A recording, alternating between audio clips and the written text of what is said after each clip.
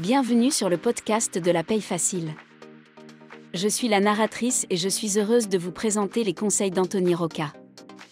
Vous pouvez retrouver l'ensemble des conseils à l'adresse la-paye-facile.com.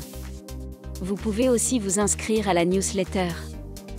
La newsletter par mail vous offre tous les jours des conseils et des offres promotionnelles. Sans plus tarder, voici le sujet du jour. Avantage en nature NTIC, évaluation du montant. L'avantage en nature NTIC NTIC correspond à la mise à disposition des outils de l'information et de la communication à un salarié. La condition pour constituer un avantage en nature, c'est que ces outils puissent être utilisés par le salarié pour son usage privé. Qu'est-ce qu'un NTIC ? Les NTIC sont les nouvelles technologies de l'information et de la communication. Entrent dans cette catégorie les ordinateurs, portables ou non. Les téléphones, smartphones le plus souvent. Les tablettes, iPad par exemple. Les logiciels. Forfait Internet. Forfait téléphone. Du coup, si vous avez un employeur qui met à disposition de ses salariés ce genre d'outils, vous devez vous poser la question de savoir si oui ou non il constitue un avantage en nature à intégrer dans le salaire brut sur la fiche de paye. Rappel sur ce qu'est un avantage en nature. Les avantages en nature correspondent à l'utilisation privée de prestations ou d'outils mis à disposition de l'employeur à son salarié. Ils doivent être intégrés dans le salaire brut en haut du bulletin de paye puis déduits en bas du bulletin de paye car le salarié et l'employeur doivent payer des cotisations sociales sur ces avantages. Leur montant est également intégré dans le calcul de la vérification du SMIC. En outre, ils sont intégrés dans le salaire de référence pour le calcul des heures supplémentaires. Sauf dans le cas des heures supplémentaires structurelles. Comment évaluer les avantages NTIC ? L'employeur est libre d'utiliser l'une des deux méthodes suivantes pour calculer le montant de l'avantage à faire figurer sur la fiche de paye.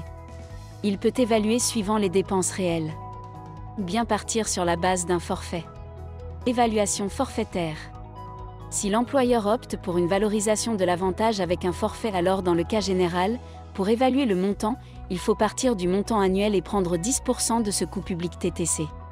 Voici comment faire le calcul en cas d'année incomplète ou de mois incomplet. En cas d'année incomplète, c'est un calcul au prorata que l'employeur doit réaliser en fonction du nombre de mois. En cas de mois incomplet, par exemple, le salarié entre dans l'entreprise en cours de mois, alors l'évaluation se fait sur un mois complet. Évaluation sur une base réelle. L'évaluation réelle n'est pas facile à réaliser pour les types d'avantages en nature NTIC. Vous allez comprendre pourquoi. Pour évaluer l'avantage en nature NTIC au réel, il faut partir sur la base des dépenses réellement engagées. Par exemple, pour un téléphone, il faut partir des temps passés pour l'utilisation privée. L'employeur doit partir des fadettes, le relevé des appels téléphoniques transmis par les opérateurs, car en cas de contrôle URSSAF, il faudra justifier le montant sur la fiche de paye. Comment ne pas intégrer l'avantage en nature NTIC sur la fiche de paye légalement ? L'URSSAF considère qu'un usage raisonnable des nouveaux outils de la technologie et de la communication n'est pas à valoriser dans le salaire brut. Idem lorsque l'utilisation correspond à des besoins ordinaires. D'autre part, si l'employeur établit un document écrit précisant que les outils mis à disposition des salariés sont uniquement destinés à l'usage professionnel, là aussi, il n'y a pas lieu d'évaluer un avantage NTIC sur le bulletin de paye. Pour recevoir tous les jours des conseils et des offres promotionnelles pour réussir à devenir gestionnaire de paye, abonnez-vous à la newsletter d'Anthony Rocca.